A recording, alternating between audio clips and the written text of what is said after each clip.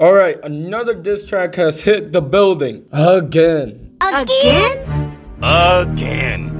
Mr. Drizzy Drake wants some receipts. Cause we're getting to the point of the beef where we gotta figure out what's true and what isn't. A lot of claims are flying around back and forth, but not a lot of things are being proven. And it goes both ways, but let's just go ahead and talk about it. For those who haven't been able to keep up, let me offer you a quick rundown on what this week has been like. Everything began fairly normal, I'd say. People were questioning whether or not Kendrick Lamar was going to respond to Drake, and that includes me, who thought maybe Kendrick took his time. However, that all changed Tuesday when Kendrick Lamar dropped a song called Euphoria, where throughout 6 minutes he spends the track talking about Drake and how much he hates them. He hates the way that he walks, the way that he talks, the way he dresses, and all the other bullshit.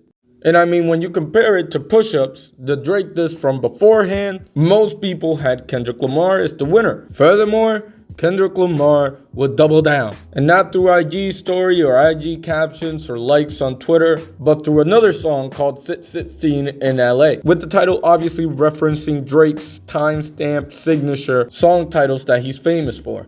And that night, Drake once again dropped another diss track on Kendrick, making this the third track he dedicated to the god. Family Matters was a 7-minute deconstruction of everybody that Drake hates, except for maybe Metro Boomin, who for some reason isn't included in the track. And honestly, it's a great track. It's actually a banger, to be honest. Something that, for me, evened up the score between Drake and Kendrick Lamar. That is until 20 minutes later when Kendrick Lamar dropped another song by the name of Meet the Grams. A diss track not only about Drake, but about his whole family. Except for maybe baby Adonis, who he offers some advice to. Which might make you wonder, why is he offering Adonis advice? And it's because he calls Drake a bad father who is a misogynist, a gambler, a money spender, a fucking whatever you want to call it. He's just a degenerate. He's a sicko. He's a psycho. But honestly, most people just reacted to it like, yo, what am I even listening to?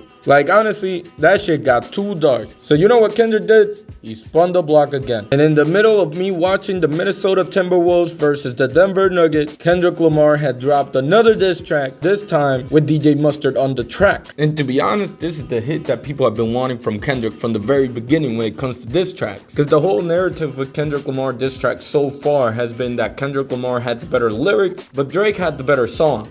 Which, personally, I've never been a subscriber of that type of like analysis in terms of beef. But hey, that's what people were saying. But to be honest, this right here is a banger, bro. There's no other way to put it. Like the whole OV-ho has been stuck in my mind since I heard this song.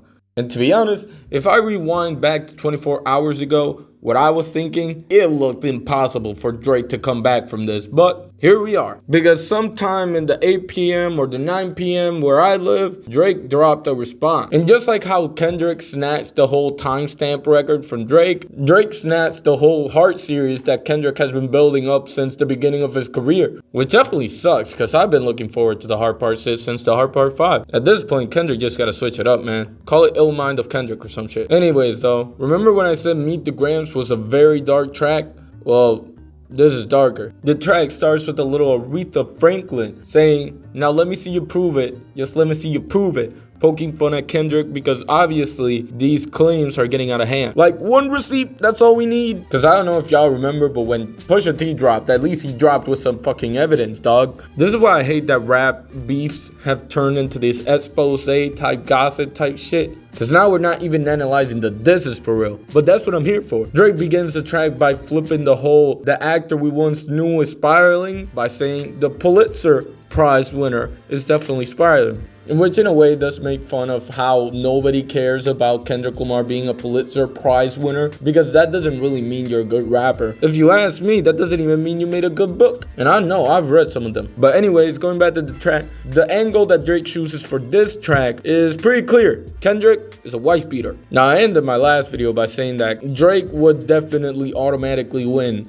if there was like a picture of Kendrick Lamar's wife being beat up, or her admitting that Kendrick beats her up or some shit like that. And that's not necessarily me being insensitive, because it does sound crazy if I say it without a context. But at the very least, there's definitive proof. And the same goes both ways, by the way. If Kendrick Lamar pulls up with the 11-year-old girl spitting a rap verse about how Drake abandoned her? Shit, that's an auto win to me. But according to Drake, there is no 11-year-old girl because Drake was the one to feed Kendrick the information. That OVO plant that you had, not even a real plant. We know what you was doing, dog. And as a matter of fact, how come you haven't addressed what I said? How come you haven't addressed the abuse allegations, motherfucker? To which Kendrick responded with nothing because he hasn't responded yet. Thankfully, please take a break, take a time out, take 2 days off. These videos are fucking killing me, man. But again, I am happy that Drake is pressing Kendrick on this because last video I was talking about how I didn't see Kendrick responding to the most damning allegations. And by the way,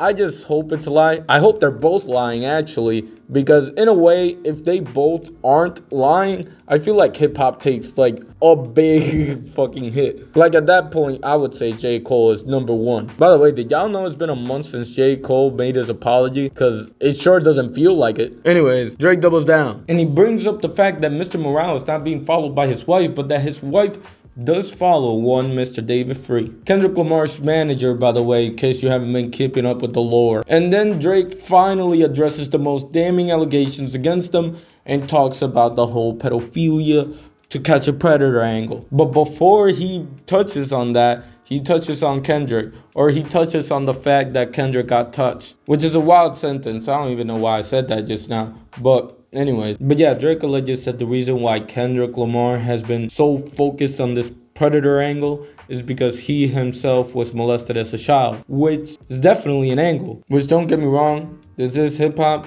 This is about like insulting each other, but this one makes me a little bit uncomfortable. And maybe you can say that works in Drake's favor, which I will go with for now, at least until like I think about it more. And what Drake uses to back this up is the track Mother I Silver from Mr. Morale and the Big Steppers, which handles a lot of that whole predator angle type thing. Just not from the whole point of view if you're a predator as much as like being the victim. Drake goes on this for a long time, by the way, so yeah. He also says that he hasn't touched anybody by the record, and that if he did, he would be in prison. Now, is that the way the world works? No, but you know, that's what he says. He's too famous for it. I mean, P. Diddy, you know, is too famous for it, but who knows? And that's basically the bulk of the diss. I don't think I need to address anything else except that maybe Kendrick Lamar is a hypocrite for defending R. Kelly, quote unquote. I mean, that's not really what happened, but you know, it's hip hop beef. And lies are bound to happen. And in terms of who the